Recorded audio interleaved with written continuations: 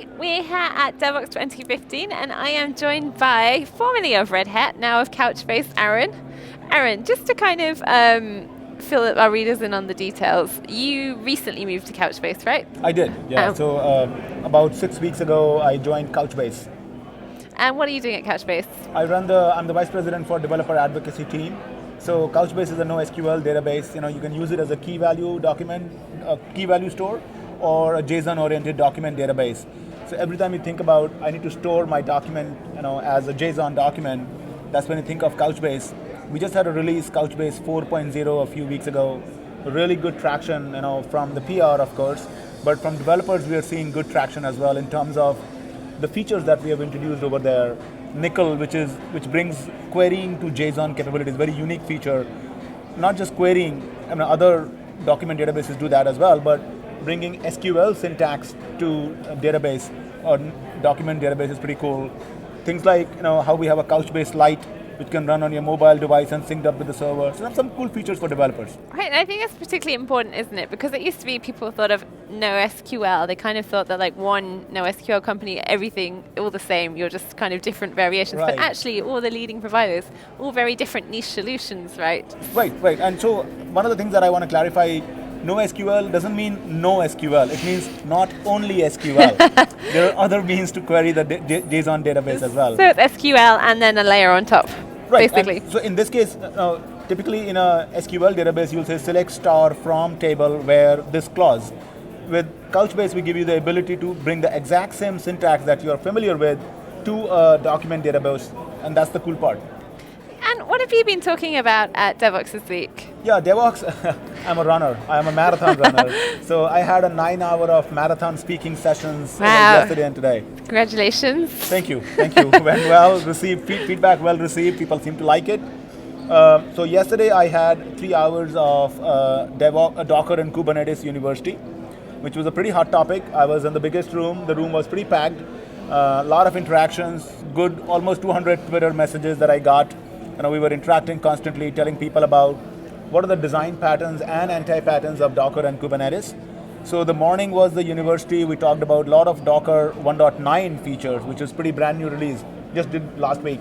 So talked about Docker networking, talked about persistent storage, Compose, Swarm, all of that, how Docker containers can be used in real life for production. And then it gave a flavor a little bit on Kubernetes as well, right, on how you can use those Docker containers to run in Kubernetes.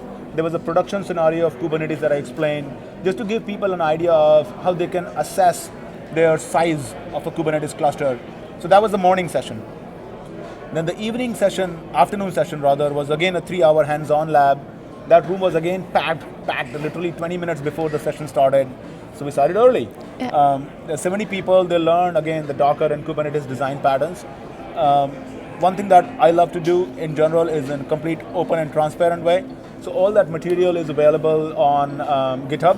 And of course, I've blogged about it. Right, and we'll put the links below so people can find that. Yeah. And I think the interesting thing is, obviously people are very aware of Docker and Kubernetes, but maybe people aren't quite sure how you would combine them or kind of how you would take Kubernetes into your production cycle, because it's just not as widely blogged about. Exactly. And I think that was the whole intention of giving the university first, so that you see me coding, and then in the afternoon you come on board. How do you build your first Docker image?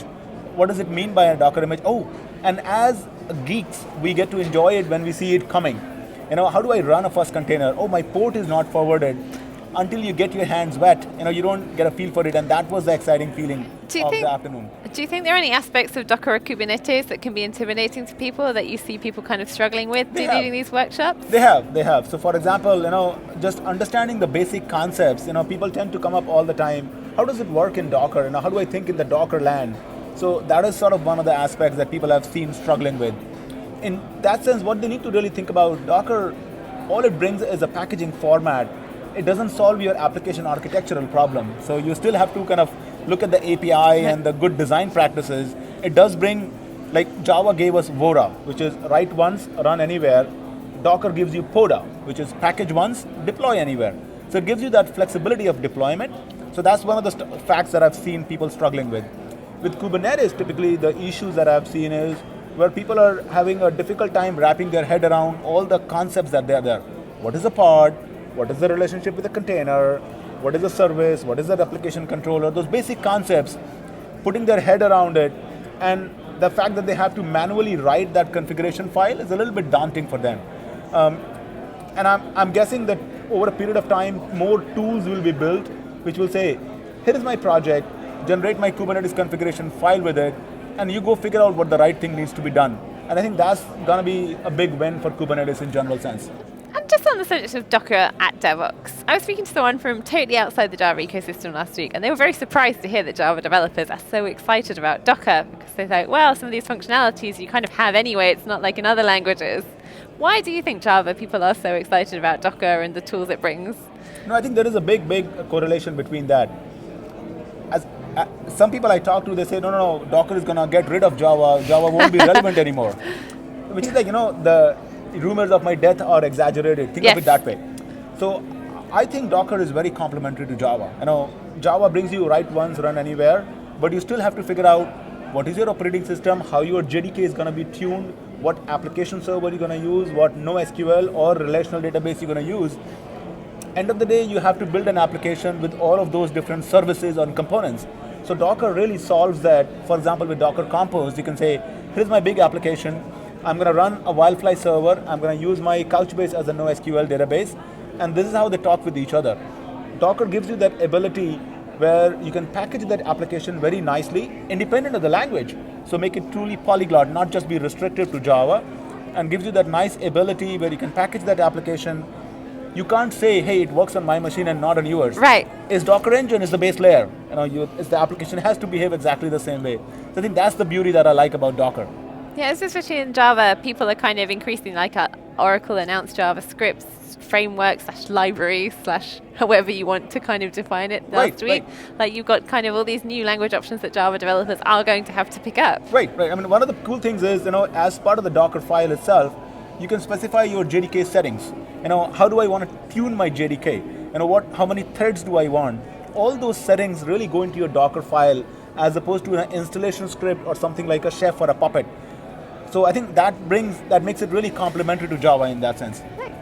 Fantastic. Thank you very much for chatting to us today, Arun. And we look forward to reading your new upcoming blog post. Thank you. Same here as well. Bye-bye.